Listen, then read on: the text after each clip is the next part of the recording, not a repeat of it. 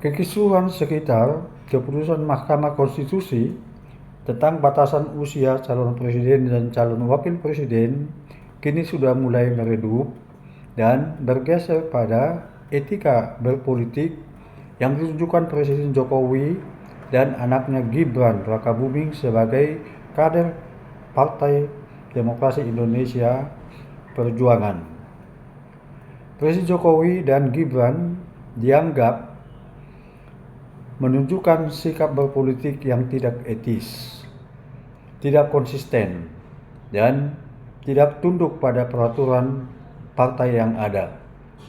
Umpamanya, Gibran Rakabuming yang sebelumnya sudah ditunjuk menjadi salah satu juru kampanye Ganjar Pranowo dan Mahfud MD justru mencalonkan diri sebagai Wakil Presiden Prabowo Subianto tanpa terlebih dahulu memberitahukannya kepada PDIP atau mengajukan surat pengunduran diri sebagai anggota atau kader partai tersebut. Nah, Jokowi juga dianggap tidak konsisten dengan sikap politiknya di PDIP karena dia tidak melarang Rakabuming untuk mencalonkan diri karena kader PDIP sudah ada, yaitu Mahfud MD. Ya, tetapi Jokowi bahkan menunjukkan sikap yang tidak konsisten apabila dibandingkan pernyataannya yang terdahulu bahwa dia menganggap Rakabuming itu belum pantas menjadi calon wakil presiden dan lebih banyak yang lebih cocok jadi calon wakil presiden. Ya, tetapi belakangan dia mengatakan bahwa sebagai orang tua dia tidak bisa mencampuri apalagi melarang manuver-manuver politik atau hasrat politik anaknya yang sudah dewasa. Itu dianggap ketidakkonsistenan.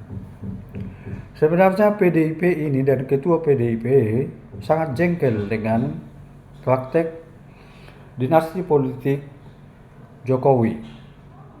Ya, sebagai contoh, Ketua PDIP Megawati Soekarno Putri beberapa kali menyentil Jokowi bahwa Jokowi tidak akan ada apa-apanya tanpa PDIP.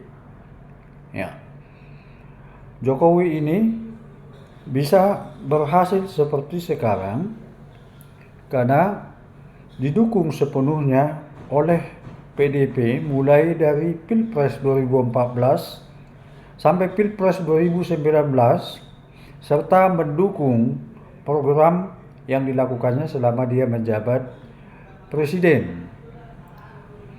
Di samping itu, para kader senior PDIP telah beberapa kali mengungkit hasrat politik Jokowi untuk dicalonkan sebagai presiden untuk periode ketiga dengan menunjuk beberapa menteri senior untuk memuluskan keinginannya.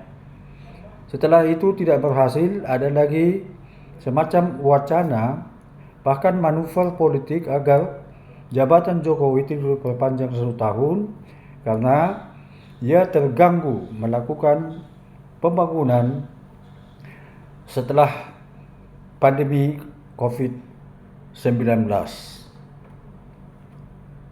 Ya, banyak lagi ketidakpuasan yang menunjukkan pihak PDIP dan pihak-pihak lainnya.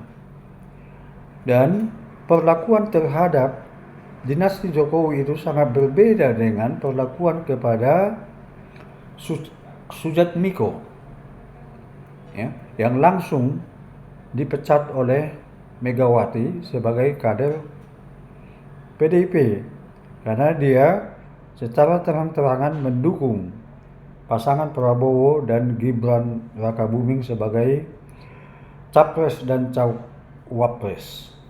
Orang bertanya, mengapa begitu tegas terhadap Sujatmiko dan kepada Jokowi dan anaknya Megawati dan PDIP tidak bersikap tegas, bahkan menegur pun secara resmi tidak ada, apalagi menyuruh kedua tokoh ini untuk mengundurkan diri sebagai kader PDIP. Itu yang menjadi pertanyaan. Tentu ini bisa kita lihat dari fenomena bahwa PDIP dan Jokowi itu adalah dua sisi mata uang yang tak bisa dipisahkan antara satu sama lain. Kedua-duanya adalah mutual benefit. Ya. Keberuntungan bersama. Betul bahwa tanpa PDIP, Jokowi mungkin tidak akan terpilih menjadi presiden. Ya. Tapi saya garis bawahi mungkin. Ya. Betul juga bahwa PDIP dan koalisinya di parlemen adalah pendukung semua program pembangunan yang dilakukan oleh Presiden Jokowi.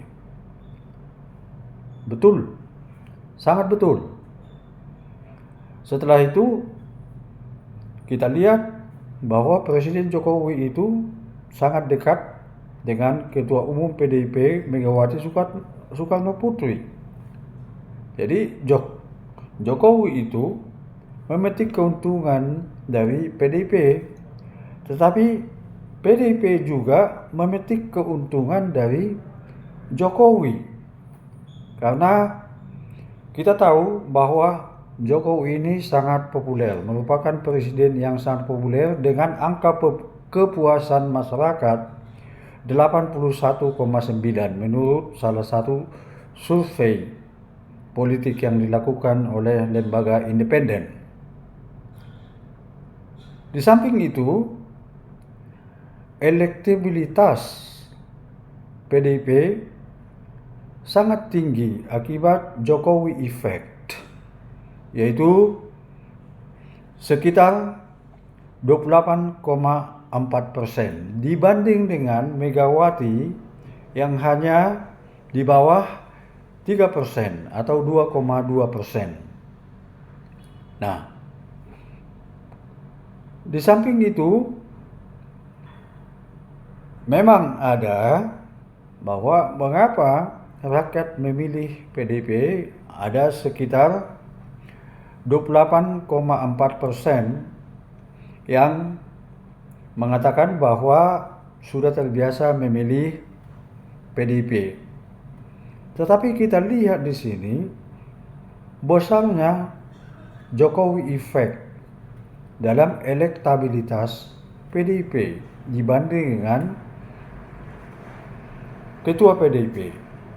Nah, ini tentu merupakan pertimbangan yang sangat berat bagi PDIP untuk memberikan tindakan tegas terhadap Jokowi dan Gibran. Ya. Dan termasuk kepada kadernya, yaitu Bobi Nasution, wali kota Medan, yang juga sudah terus terang mengatakan mendukung Prabowo dan Gibran.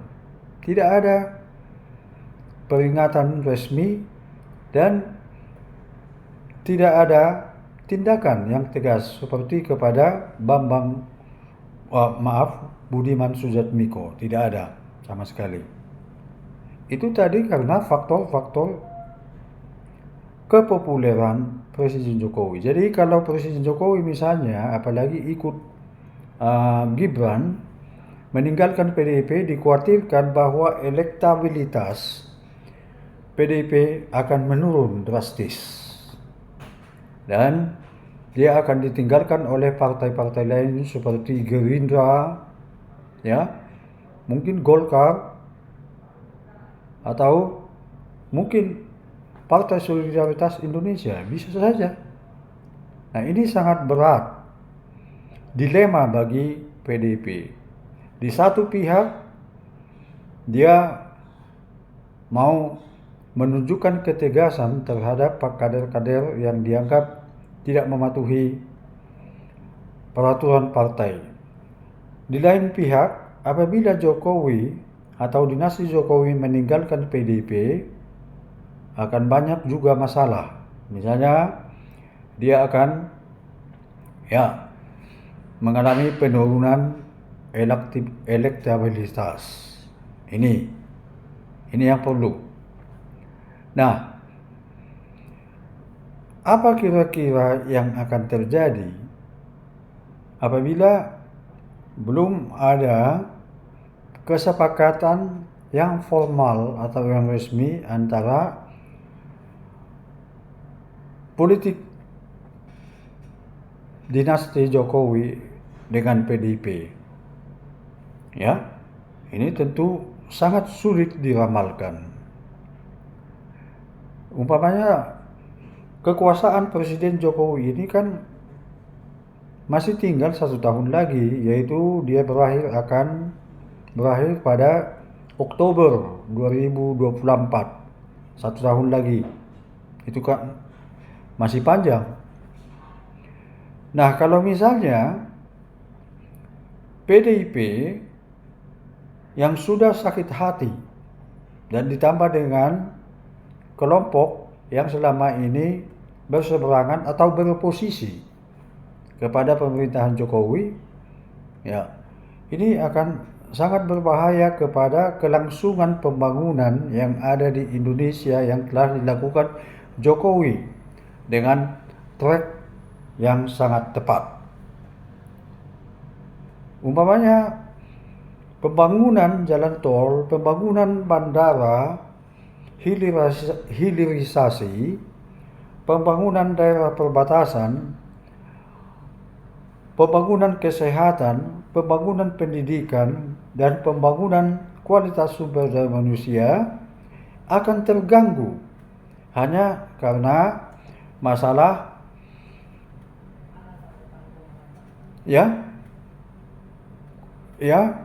posisi yang berbeda antara Jokowi dan keluarganya dengan PDIP. Ini akan sangat berbahaya. Kita minta supaya PDIP nanti jangan bermanuver untuk melakukan hal-hal yang seperti ini, khususnya untuk memikirkan untuk melakukan pemakzulan atau impeachment terhadap Presiden Jokowi. Karena itu sangat mungkin terjadi karena parpol-parpol yang tidak tergabung dalam parpol pendukung Jokowi, kalau bersatu dengan parpol pendukung Jokowi, Jokowi berada pada posisi yang sangat tidak nyaman. Nah, tetapi perlu kita ingat, kalau ini terjadi, perpolitikan Indonesia akan sangat kisruh. Kita akan kembali kepada masa kekacauan politik, satu partai dengan partai lain, satu golongan dengan golongan lain akan saling berebut. Kemudian pembangunan Indonesia yang telah diakui oleh dunia, termasuk IMF dan G20, sudah mencapai posisi yang sangat membanggakan, akan gagal. Kemudian letak dan fondasi yang telah dibangun oleh Jokowi untuk menjadikan Indonesia sebagai Indonesia emas pada tahun 2045 dan akan bisa dimanfaatkan dalam demografi penduduk secara maksimal, ini bisa gagal. Jadi mohon para politisi di Senayan itu tidak memikirkan kepentingan politik kelompok partai atau kelompok parlemen dengan mengorbankan kepentingan orang banyak. Mari kita kawal ini sampai berakhir masa jabatan Presiden Jokowi, supaya pembangunan yang masih sedang berkembang, masih di tengah jalan, ini bisa dilanjutkan. Kalau ada kekisruhan, ini sama sekali yang telah dibangun selama 2 periode bisa tidak ada artinya sama sekali.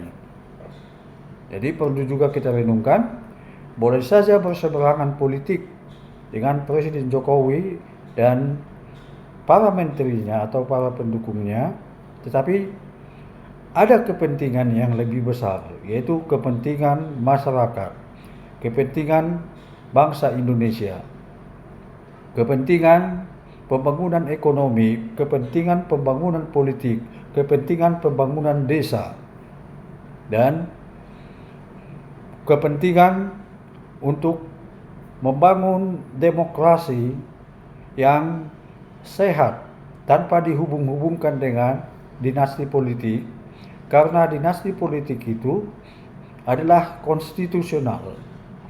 Seperti di negara-negara maju seperti Amerika Serikat, India, Filipina, ya, dan sebagainya, itu kan dianggap konstitusional, demokratis, dan sesuai dengan prinsip-prinsip hak asasi manusia. Mari kita menuju ke sana. Ya, pada saat ini kita menganggap karena banyaknya kedudukan yang ada pada keluarga Jokowi, kita menganggap bahwa itu sesuatu hal yang tidak baik. Pada mulanya kita mengatakan bahwa itu telah melanggar peraturan yang ada karena MK mengeluarkan peraturan yang tidak lazim, sangat tidak masuk akal. Padahal Mahkamah Konstitusi adalah peradilan yang tertinggi yang bisa memberikan pertimbangan dan keputusan tentang suatu produk hukum dan undang-undang. Soal bahwa ketuanya adalah adik ipar Jokowi itu adalah masalah kedua, dan itu adalah bagian dari dinasti politik itu seperti yang terjadi di negara-negara lain. Jadi maksud saya di situ adalah jangan kita benturkan dinasti politik dan dendam politik akibat ketidakkonsistenan atau dianggapnya dinasti Jokowi ini tidak mematuhi peraturan partai, lalu kita timbulkan kekisruhan yang lebih besar yang sebenarnya tidak ada gunanya dan akan menimbulkan penyesalan di kemudian hari. Jadi walaupun ada itu, mari kita sampaikan ketidakpuasan ini secara kekeluargaan, duduk bersama, makan persepsi. Saya mau mengatakan bahwa pada satu negara yang menganut sistem multi partai,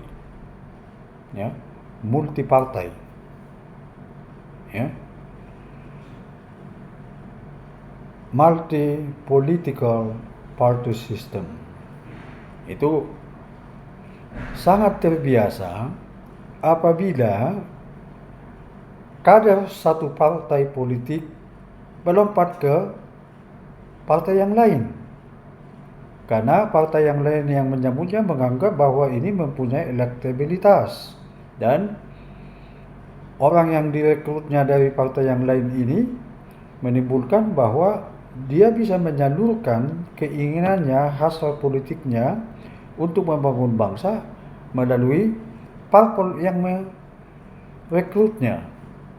Itu sesuatu yang common sense. Kecuali di partai atau di negara yang menganut dui partai atau partai tunggal, itu sangat tidak lumrah. Tapi saya perlu catat, makanya di Indonesia karena kita menganut multi partai, itu ada yang dulunya namanya loncat pagar, pindah dari satu partai ke partai lain. Di mana-mana pun memang hal seperti itu terjadi. Karena misalnya kalau kita di partai kecil dan kita mempertahankan platform partai kita, padahal ada kesempatan untuk membangun dan memperbesar partai tapi tidak kita lakukan, ya kita berada pada pihak yang rugi.